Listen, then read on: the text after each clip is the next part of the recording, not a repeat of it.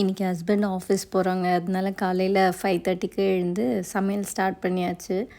இல்லைனா வந்து மார்னிங் சாப்பிட்டுட்டு கொஞ்சம் ஒரு 11 ஸ்டார்ட் பண்ணி சமையல் செஞ்சு பையனுக்கு மட்டும் கொஞ்சம் சூடாக எடுத்துகிட்டு போய் கொடுத்துருவேன் ஸ்கூலில். மார்னிங் எப்போவும் வந்து நாங்கள் பழுது இல்லை கஞ்சி அந்த மாதிரி தான் சாப்பிட்டுக்குறோம்.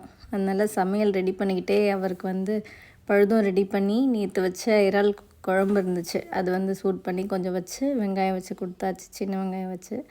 அதுக்கப்புறம் வந்து ஒரு காய் பொரியல் வந்து செய்யணும்னு சொல்லி காராமணி இருந்துச்சு. அதனால் காராமணி பொரியலும் மீன் குழம்பு அப்புறம் வந்து ப்ரான் தொக்கு செஞ்சாச்சு.